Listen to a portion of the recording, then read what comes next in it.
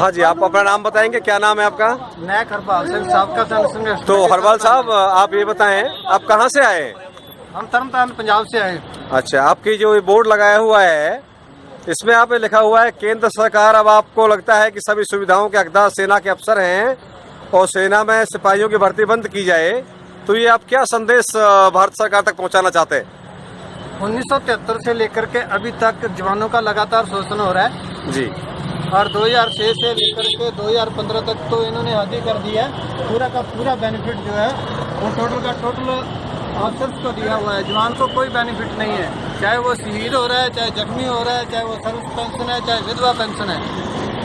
तो एक भी बेनिफिट जो है वो जवान को नहीं दिया जा रहा है। जितना भी बेनिफिट है वो पूरा का पूरा अफसर को आ रहा है। जवान के बारे में कोई नहीं सुन रहा है। हमने बार बार मांग पत्र भेजे जवानों के लिए, लेकिन एक भी डिमांड केंद्र सरकार ने अभी तक हमारी नहीं मानी। अब तो आपको OROP 1 रैंक 1 पेंशन दे दिया गया है, अब क्या शिकायत है आपकी?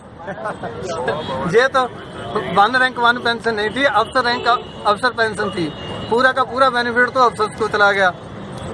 और जब इनका जो है 1 मैन जुडिशियल कमेटी चंडीगढ़ में गई तो हमने उनको जवानों के शोषण के बारे में बताया, तो वो बोलता है, जो जज है वो बोल रहा है कि जवान जो है वो जवान तो मैन है और जो अफसर है वो अफसर है। अफसर तो अफसर ही रहेगा, अफसर को बेनिफिट मिलता रहेगा।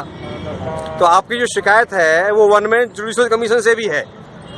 हमारा पूरे सिस्टम से ही कंप्लेंट है। आज तक जवान को बेनिफिट तो कोई दिया ही नहीं गया। एक बार कम से कम हमारे साथ एक अफसर को बिठा करके कहीं बहस पे तो कर लें, कोई न्यूज मीडिया पे दिखा दें। अगर एक पॉइंट पे भी अफसर सच्चा हो तो हम जो है वो जूते खाने के लिए तैयार हैं। तो आपके क्या क्या पॉइंट हैं? आप मेन पॉइंट बताएंगे जिन पॉइंट पर आप ये कह रहे हैं कि हमारे साथ भेदभाव किया गया है और हमको एक सेकंड क्लास सिटीजन माना जाता है, आप वो बताएंगे आपके पास क्या क्या ऐसे पॉइंट्स हैं जो आप मेमोरेंडम में देना चाहते हैं? सबसे पहले तो हमने अपना एक पॉइंट दिया हुआ है कि जितने भी आज तक के कानून चल रहे हैं सेना के अंदर, जो आर्मी रूल्स हैं पूरे अंग्रेजों के बने हुए हैं। अगर आज आप एक इंग्लैंड आर्मी रूल्स को पढ़ें तो वो बिल्कुल चेंज है। वो उन्होंने तो चेंज कर लिया, लेकिन हमारे देश की अभी तक इतनी हिम्मत नहीं हुई कि वो अपने रूल जो है वो चेंज कर पाए। कैसे? अभी तक आर्मी रूल्स चल रहे हैं जो वो बरतानिया के चल रहे हैं, अंग्रेजों वाले चल रहे हैं। जो उस टाइम पे अफसर जो थे वो अंग्रेज थे और जवान थे जो वो देश के गुलाम थे, हमारे भारत के देशवासी थे। इसलिए अंग्रेजों ने अपने सहूलियत के मुताबिक जो है उस टाइम आर्मी रूल बनाए हुए थे। और रूल के अलावा और आपकी क्या शिकायत है? दूसरा है हमारा 7वें पे कमीशन का भी है।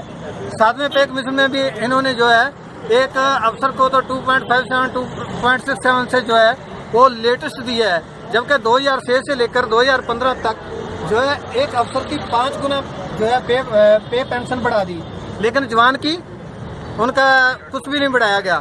तो अफसर के को 5 गुना बढ़ाया गया। नंबर 3 पे है हमारा डिसेबिलिटी पेंशन। जवानों और अफसर दोनों का बॉडी एक है। हमारा इंडिया का कानून बोल रहा है कि ह्यूमन राइट्स में बॉडी वैल्यू एक है। एक बॉर्डर के ऊपर खड़ा हुआ एक जवान खड़ा है, एक अफसर खड़ा है, दोनों के जो है वहाँ पे गोली लग जाती है, जहाँ पे ब्लास्ट हो जाता है और अफसर और जवान दोनों 100% कंडम हो जाते हैं। तो एक जवान को मिल रहा है 23,000 रुपए और एक अफसर को मिल रहा है 2,03,000 रुपए। तो ये ह्यूमन राइट्स का उल्लंघन नहीं है तो और क्या है? और दूसरे देशों में तो ये कानून नहीं चलता है।